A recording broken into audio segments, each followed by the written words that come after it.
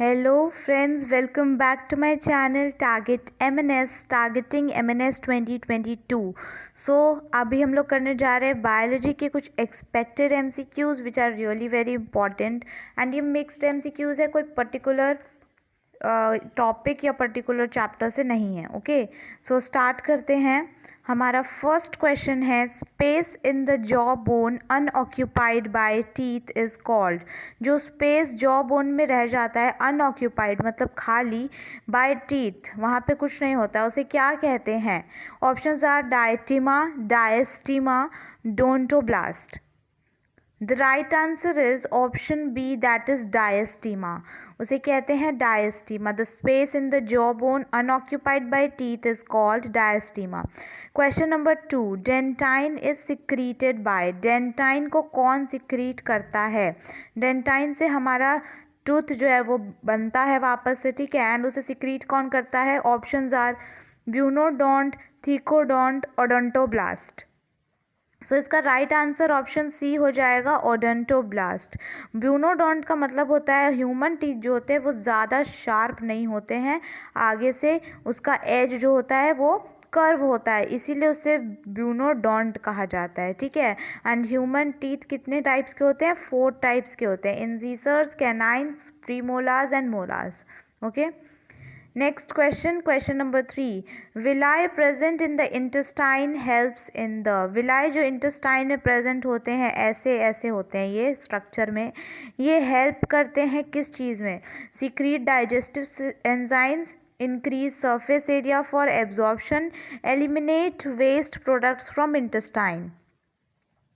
So villi present in the intestine helps in the increase surface area for absorption. absorption के लिए ये surface area increase करते हैं, ये ऐसे ऐसे पूरे जगह पे एब्जॉर्ब हो जाता है इनके सरफेस पे, ठीक है. और अगर ये प्लेन होता तो उतना एब्जॉर्ब नहीं हो पाता जितना कि इस शेप में एब्जॉर्ब हो पाता है. Next question, fourth question. The distal part of the stomach that opens into duodenum is called.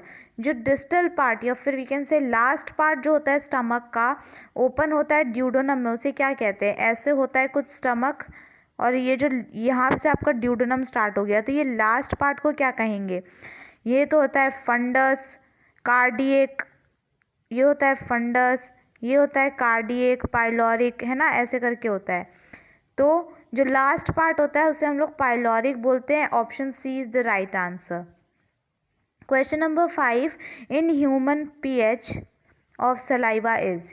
Human में सलाइवा की पीएच क्या होती है? 5, 4.8, 8 और 6.5.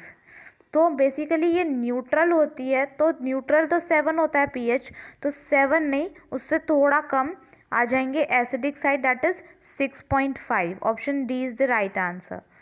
Question number 6. Glucose is stored as glycogen in. Glucose जो है ग्लाइकोजन के फॉर्म में स्टोर हो जाता है कहाँ? Liver, intestine, duodenum. Mark your answer, liver, intestine, duodenum. इसका राइट आंसर हो जाएगा ऑप्शन ए, लिवर में स्टोर हो जाता है. लिवर में बहुत सारी प्रोसेसेस होती हैं, जैसे कि इमल्सिफिकेशन ऑफ फैट्स भी होता है, बाइल का प्रोडक्शन भी होता है यहाँ पे, है ना. Question number 7. Calcium deficiency in the body occurs in the absence of. Calcium deficiency, calcium की कमी हो जाना बॉडी में किसके एब्सेंस की वजह से हो जाता है? Salts and amino acids, vitamin D, vitamin K and minerals. Mark your answer. The right answer is option B, that is vitamin D.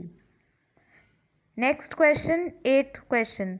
Marasmus in children is caused by the deficiency of. Marasmus किसकी कमी की वजह से हो जाता है?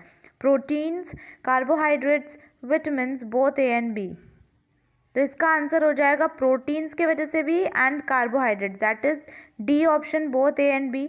अगर आपसे पूछते सिर्फ प्रोटीन्स की वजह से तो उसमें आंसर हो जाता क्वाशियोरकर. क्वाशियोरकर डिजीज सिर्फ प्रोटीन्स की वजह से होती है, प्रोटीन्स एंड कार्बन डाइऑक्साइड दोनों ले लेंगे तो मेरास्मस, ठीक है. Next question, question number 9. Anxiety and eating spicy food together in an otherwise normal human lead to.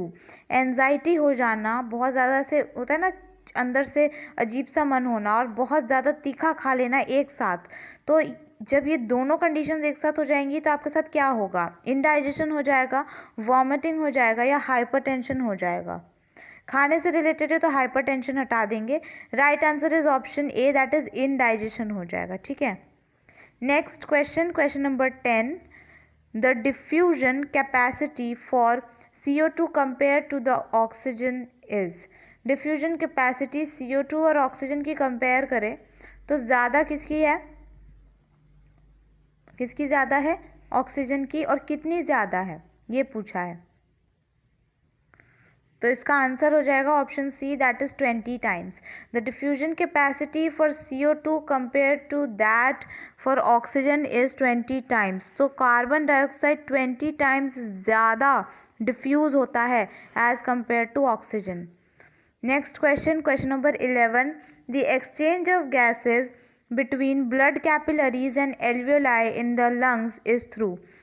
Exchange होता है गैसेस का between blood capillary and alveoli, किसके हेल्प से होता है? फ्यूजन के प्रोसेस से, या सिंपल डिफ्यूजन, या फैसिलिटेटेड डिफ्यूजन। तो आपको बता दें हमारे बॉडी में दो जगह पे exchange of gases simple diffusion से होते हैं। एक तो blood capillaries and alveoli, option B इसका राइट आंसर हो जाएगा। दूसरा टिश्यूज़ एंड RBCs के बीच में जब होता है ब्लड एक्सचेंज, गैसियस एक्सचेंज, तो उस टाइम पे भी सिंपल डिफ्यूजन के हेल्प से होता है। Option B is the right answer. Question number 12, sugar plus base plus phosphate is equal to what. Sugar, base and phosphate add करेंगे तो क्या बनेगा? Nucleotide, nucleoside, phosphate, sugar, both B and C. इसका right answer option A हो जाएगा, that is nucleotides. Next question, अगर आपके पास सिर्फ शुगर हो, है ना, शुगर हो और बेस हो, तो उस टाइम पे आपका न्यूक्लियोसाइड बनेगा, लेकिन फॉस्फेट जब ऐड हो जाता है तो न्यूक्लियोटाइड बोलते हैं उसे। Next question, question number 13, Watson and Crick were awarded Nobel prize on showing that. Watson और क्रिक ने ऐसा क्या किया था कि उन्हें नोबेल प्राइज मिला था? उन्होंने बताया था कि DNA जो होता है वो डबल हेलिकल स्ट्रक्चर का होता है। Option C is the right answer. Next question, 14th question, very important question, star marking. Name the plant in which photosynthesis occurs in roots. ऐसे प्लांट का नाम बताना है इसमें फोटोसिंथेसिस रूट्स में होता है। Options are tinospora, trapa, opuntia, both A and B. तो इसका आंसर ऑप्शन डी हो जाएगा। टीनोस्पोरा और ट्रेफा ये दोनों ऐसे प्लांट्स हैं जिसके रूट्स में होता है photosynthesis. Okay, next question, 15th, the movement of a gene from one linkage group to another is called. अगर जीन का मूवमेंट हो एक लिंकेज ग्रुप से दूसरे लिंकेज ग्रुप में तो उसे क्या बोलते हैं? Transformation, translocation, transferation, none of these. इसका राइट आंसर ऑप्शन बी हो जाएगा, that is translocation. Question number 16, which RNAs should be most abundant in animal cell. Animal cell में सबसे ज़्यादा कौन सा RNA होता है? Options are rRNA, tRNA, mRNA। तो आपको बता दें 88% तक जो होता है rRNA आपको देखने को मिलता है एनिमल सेल में। ठीक है, बाकी tRNA, mRNA ये दोनों मिला के 12% बच जाते हैं। ठीक है, next question, the enzyme which can break hydrogen bonds in DNA are called. ऐसे एंजाइम जो कि हाइड्रोजन बॉन्ड्स को ब्रेक कर सकते हैं DNA में, उसे क्या कहेंगे? लाइगेज, गायरेज, हेलिकेज और टोपोआइसोमरेज। तो लाइगेज जो है वो तो कट करता है आपका DNA जैसे है यहाँ से पे स्ट्रक्चर, तो उसको कट करेगा तो वो लाइगेज हो जाएगा। ठीक है, हाइड्रोजन बॉन्ड को ब्रेक करने के लिए हेलिकेज होता है। Option C is the right answer. Question number 18, name the muscles which divide the heart into 4 chambers. आपको पता है आपका जो हार्ट होता है, ह्यूमन हार्ट 4 चैम्बर्ड होता है, तो उस मसल का नाम बताना है। ये जो ब्लू लाइन है ना जो मैंने ब्रॉड कर दी है, इसका नाम बताना है कि कौन से मसल से बना होता है। तो इसका राइट आंसर हो जाएगा option C, that is septum muscle. Cardiac muscle नहीं होगा, पल्मोनरी मसल भी नहीं होगा, septum muscle is the right answer. Question number 19, bicuspid valve is present between. Bicuspid valve कहाँ होता है? आपके हार्ट में जो दो इम्पॉर्टेंट वाल्व्स होते हैं, एक तो ट्राइकस्पिड होता है और एक बायकस्पिड होता है।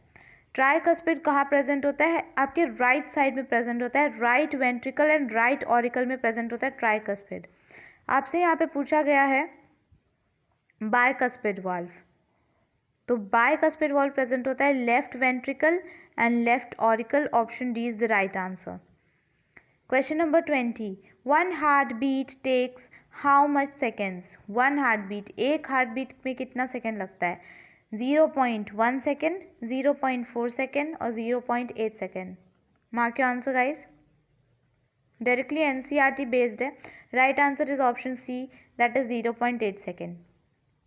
Question number 21, the disease in which no formed elements like RBCs, WBCs and platelets are formed is called?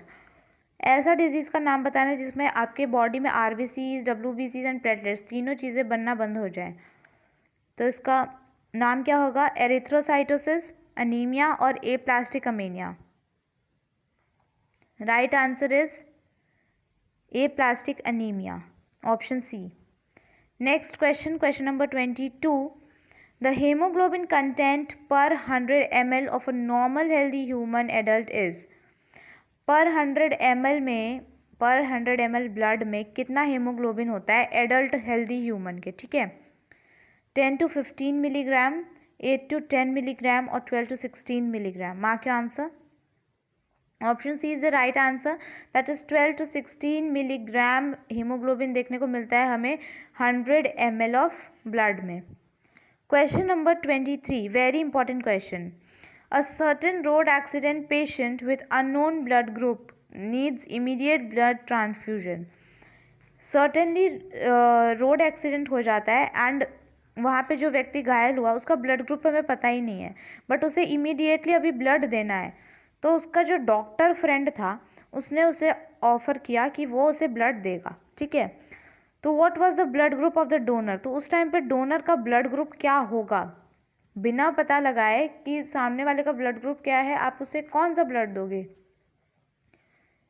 जो कि यूनिवर्सल रेसिपिएंट हो। ठीक है, जो ब्लड या तो यूनिवर्सल वो रेसिपिएंट होना चाहिए या तो यूनिवर्सल डोनर होना चाहिए। क्या होगा? यूनिवर्सल डोनर होगा। ठीक है, एंड यूनिवर्सल डोनर का कौन सा ब्लड ग्रुप होता है? ओ ब्लड ग्रुप। ओ में भी कौन सा? O negative. तो डोनर का जो ब्लड ग्रुप है वो नेगेटिव है। ओके, ऑप्शन ओ नेगेटिव होगा। Next question, question number 24, blood group is due to? आपको पता है ब्लड ग्रुप किसने डिस्कवर किया था? ब्लड ग्रुप जो है लैंडस्टीनर नाम के व्यक्ति ने डिस्कवर किया था। ठीक है, एंड ब्लड ग्रुप जो है वो डिफरेंट होता है। Blood group is due to क्यों है? रीसेस प्रोटीन की वजह से, या स्पेसिफिक एंटीजेंस होते हैं इस वजह से, या डिफरेंट एंटीबॉडीज होती है इस वजह से। Mark your answer. Option B is the right answer, that is specific antigens की वजह से ही डिफरेंट ब्लड ग्रुप्स हैं। ठीक है, question number 25, which cell of crypts of Lieberkuhn secretes antibacterial lysozyme? कौन सा ऐसा सेल है क्रिप्स ऑफ लिबरकून का जो एंटीबैक्टीरियल लाइसोसोम सिक्रीट करता है? क्रिप्स ऑफ लिबरकून का होता है इंटेस्टाइन में। ठीक है, Kupffer cells, zymogen cells, argentaffin cells and Paneth cell, ये चारों सेल्स बहुत ज़्यादा इंपॉर्टेंट है। यहाँ पे जो राइट आंसर होगा option D, that is Paneth cell.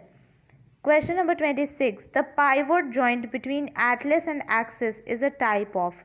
Atlas and axis में पाइवोट जॉइंट होता है। पाइवोट जॉइंट किसका टाइप है? कार्टिलेजिनस जॉइंट, फाइब्रस जॉइंट और सिनोवियल जॉइंट। तो ये 3 टाइप के जॉइंट्स होते हैं ह्यूमन बॉडी में। मैंने अभी कुछ दिन पहले ही जॉइंट्स पढ़ाया था, लिंक मैं आपको डिस्क्रिप्शन में देख लूँगी, गो एंड चेक दे दूँगी, go and check out the video. Option C इसका राइट आंसर हो जाएगा synovial joints. Synovial joints 6 types के होते हैं। Okay, next question, question number 27, the C4 pathway is also known as? C4 pathway को और क्या कहते हैं? C3 C4 पाथवे होता है, तो C4 पाथवे का और क्या नाम है? Hatch and Slack pathway, Calvin cycle और cyclic photophosphorylation. Mark your answer guys, and the correct option is option A, that is hatch and slack cycle या pathway. Question number 28, golden rice is a transgenic crop of the future with the following improved trait. Golden rice जो है, golden rice में कौन सा ऐसा improve trait है? उसमें vitamin C content है, हाई विटामिन ए कंटेंट है, हाई अमाउंट ऑफ स्टार्च है। क्या होगा? Option A option B is the right answer. High vitamin content है उसमें, गोल्डन राइस में। Very important question. और अगर आपसे ट्रांसजेनिक क्रॉप राइस के बारे में अगर उसका नाम पूछा जाए तो क्या क्या हो जाएगा? Jaya and Ratna are the names. और वीट का पूछा जाए तो Sonalika and Kalyan Sona are the names for wheat. Question number 29, Phaeophyceae is the name of. Phaeophyceae किसका नाम है? बैक्टीरिया है, एल्गे है, वायरस है, none of these. Phaeophyceae, Rhodophyceae and Chlorophyceae, ये तीनों जो है एल्गे के नाम है, ठीक है। फेओफाइसी मतलब ब्राउन एल्गे, क्लोरोफाइसी मतलब ग्रीन एल्गे एंड रोडोफाइसी मतलब red algae. Okay. Question number 30, total number of phases in menstrual cycle are. Total number of phases menstrual cycle में कितने होते हैं? 2, 3, 5 और 4। तो टोटल 4 फेजेस होते हैं। कौन कौन से होते हैं यहाँ पे देख लीजिएगा। मेंस्ट्रुअल फेज होता है, फॉलिकुलर फेज होता है, ओव्यूलेटरी फेज होता है, फिर लूटियल फेज होता है। अच्छा, एलएच सर्ज, एलएच मतलब ल्यूटिनाइजिंग हार्मोन है, उसका सर्ज होना मतलब मैक्सिमम लेवल पे पहुंच जाना, takes place at the 14th day of the menstrual cycle. This phase is known as, इस फेज को क्या बोलते हैं? Menstrual, follicular, ovulatory, luteal. Right answer is third phase होता है ये, ओव्यूलेटरी फेज। इसमें एलएच सर्ज होता है, मतलब ल्यूटिनाइजिंग हार्मोन जो है वो मैक्सिमम लेवल पे पहुंच जाता है। Question number 32, transmission of characters from parents to offsprings is known as. अगर कोई ऐसा कैरेक्टर है जो पेरेंट्स से उसके बच्चे में जा रहा है, उनके ऑफस्प्रिंग में जा रहा है, तो उसे क्या कहते हैं? Genetics, heredity, inheritance.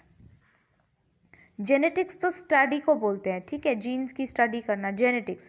हेरिडिटी मतलब जो सेम कैरेक्टर्स चले जाते हैं उसे हेरिडिटी बोलते हैं। और ये जो जाते हैं, ट्रांसमिशन होते हैं कुछ कैरेक्टर्स पेरेंट्स से ऑफस्प्रिंग में, that is known as inheritance. Option C is the right answer. Question number 33, crossing of F1 hybrid, F1 मतलब फर्स्ट जनरेशन के हाइब्रिड को अगर आप उसके पहले रिसेसिव पेरेंट से हाइब्रिड करते हो, क्रॉस करते हो, तो उसे क्या कहते हैं? Test cross, back cross, independent assortment. तो इसका राइट आंसर हो जाएगा option A, that is test cross. अगर आप उस F1 हाइब्रिड को किसी भी पेरेंट के साथ क्रॉस करते हो, that is known as back cross, ठीक है। Crossing of F1 hybrid back with any of the parents is back cross, and crossing of an F1 hybrid with its recessive parent, तो उसे बोलते हैं टेस्ट क्रॉस, ठीक है। इससे क्या पता चलता है बैक क्रॉस या टेस्ट क्रॉस से? It is use to find out unknown genotype. अगर आपको जीनोटाइप फाइंड आउट करना है तो जीनोटाइप पता चल जाएगा। ओके, इसका राइट आंसर ऑप्शन ए हो जाएगा, test cross. So these are the questions, 33 questions हमने कवर किए बायोलॉजी के। आई होप आपको ये वीडियो पसंद आया होगा। Thanks for watching. Please like, comment, share to the friends who are preparing for MNS, and also subscribe to my channel if you are new to this channel for such an amazing videos. Thank you so much. Keep supporting. Bye bye.